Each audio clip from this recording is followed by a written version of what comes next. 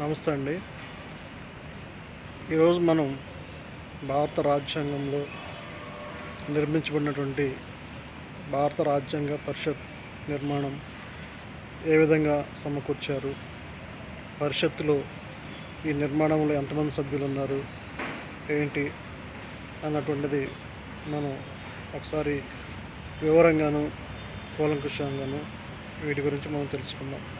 రాజ్యాంగ పరిషత్తులో కొంతమంది ఎన్నికైనటువంటి వారు ఉన్నారు, కొంతమంది నామినేట్ పద్ధతుల ద్వారా నామినేటెడ్గా చేయబడినటువంటి వారు ఉన్నారు. అయితే వీరిలో ఎన్నికైన వారిలో 292 మంది ఉన్నారు. ఈ 292 మంది ప్రావిన్స్లలో ఎన్నుకోబడినటువంటి శాసనసభ సభ్యులుగా ఎన్నుకోవడం జరిగింది. అయితే ఈ ప్రావిన్స్లలోని శాసనసభ్యులను అక్కడ ప్రజలు పరిమితి ఓటింగ్ ద్వారా వారిని ఎన్నుకోవడం గమనార్హం. ఎందుకంటే ఈ 292 మంది ప్రావిన్స్లలో ఎన్నుకోబడినటువంటి సభ్యులు మరియు క్యాబినెట్ మిషన్ ప్లాన్ ప్రకారం రాజ్యాంగ పరిషత్లోనికి సభ్యుల సంఖ్య మొత్తం 389 సభ్యులుగా లెక్కించడం జరిగింది.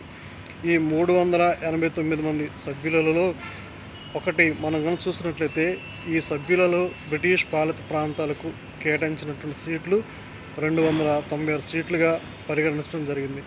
వాటిలో 11 రాష్ట్రాలలో 292 సీట్లు పరిపాటు చేయడం జరిగింది. 4 సీట్లను చీఫ్ కమిషన్ ప్రాంతం ద్వారా ఎన్నుకోవడం జరిగింది. రెండోది, స్వదేశీ సంస్థానాలకు 93 సీట్లు కేటాయించడం జరిగింది. ఈ రెండింటిని కలిపి స్వదేశీ సంస్థానాలకు 93, మరి ప్రావిన్స్ ప్రాంతాల్లో ఉన్నటువంటి ఆ యొక్క ప్రావిన్స్లోని ఎన్నికైనటువంటి సభ్యులు 296, మరి ఈ మొత్తం కూడా కలుపుకున్నట్లయితే మొత్తం 389 మంది రాజ్యాంగ పరిషత్ నిర్మాణానికి ఎన్నుకోవడం జరిగింది. ఈ విధంగా భారత రాజ్యాంగంలో డాక్టర్ బిఆర్ అంబేద్కర్ గారు తన యొక్క శైలిని ప్రదర్శించి ఆ యొక్క కమిటీ మెంబర్స్లో మొత్తం 6, ఒక చైర్మన్, 7 సభ్యులతో రాజ్యాంగ పరిషత్ నిర్మాణానికి కృషి చేసినటువంటి ఘనత, చేసినటువంటి త్యాగము డాక్టర్ బిఆర్ అంబేద్కర్ గారికి చెందుతుంది. డాక్టర్ బిఆర్ అంబేద్కర్ గారిని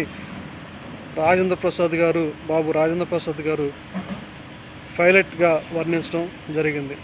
అంటే చాకచక్యంగా, తెలివిగా, ఎంతో నేర్పరితనంతో చేసేటువంటి ఘనత, ఆ యొక్క నైపుణ్యం కలిగినటువంటి వ్యక్తిగా డాక్టర్ బాబు రాజేంద్ర ప్రసాద్ గారు గుర్తించి డాక్టర్ బిఆర్ అంబేద్కర్ గారిని పైలట్గా వర్ణించడం జరిగింది. ఈ విధంగా రాజ్యాంగంలో ప్రముఖమైనటువంటి పాత్ర నిర్వహించినటువంటి వ్యక్తులలో ప్రధానుడు, ముందు వరుసలో ఉన్నటువంటి వాడు డాక్టర్ బిఆర్ అంబేద్కర్ గారు అని తెలియజేయడం జరిగింది. ఈ యొక్క వీడియో చూస్తున్నటువంటి మీరు ఈ యొక్క వీడియోను ఎవరైతే పిల్లలు చదువుతున్నారో విద్యార్థులకు పంపగలిగినట్లయితే రాజ్యాంగ పరిషత్ నిర్మాణం మీద ఒక ప్రశ్న రావడానికి అవకాశం ఉంది. అది గ్రూప్ 2 కానీ, గ్రూప్ 4 కానీ, గ్రూప్ 1 కానీ, గ్రూప్ 2 కానీ, పోలీస్, ఎస్ఐ, కానిస్టేబుల్ ఏ పోస్ట్ కైనా కానీ ఒక బిట్ రావడానికి అవకాశం ఉంది. కాబట్టి మన పిల్లలు ఎవరైనా ఉంటే వారికి ఉపయోగకరంగా ఉంటుందని నేను చేస్తున్నాను. ఈ యొక్క సమాచారాన్ని వారికి చేరే విధంగా సహాయం చేయండి. మరి మీ యొక్క అమూల్యమైనటువంటి సలహాలను, మీ యొక్క అభిప్రాయాలను ఏమైనా చెప్పాలనుకున్నట్లయితే ఈ క్రింద ఉన్నటువంటి కామెంట్ బాక్స్లో ఆ యొక్క మీ చేసేటువంటి మీ అమూల్యమైనటువంటి సలహాలను పంపించగలిగినట్లయితే నేను వాటిని తీసుకొని మరింత మెరుగైనటువంటి సమాచారంతో నేను పిల్లలకు విద్యాపరంగా నా వంతు సహకారం నేను చేస్తానని తెలియజేస్తున్నాను. ఈ యొక్క వీడియోని చూసినటువంటి మీరు నచ్చితే ఒక సబ్స్క్రైబ్ చేయండి, ఒక లైక్ చేయండి, మీ ఫ్రెండ్స్కి ఫార్వర్డ్ చేయండి. మర్చిపోవద్దు, ఈ యొక్క వీడియోని సబ్స్క్రైబ్ చేయండి, ఫార్వర్డ్ చేయండి, మీ ఫ్రెండ్స్కి సెండ్ చేయండి. Thank you.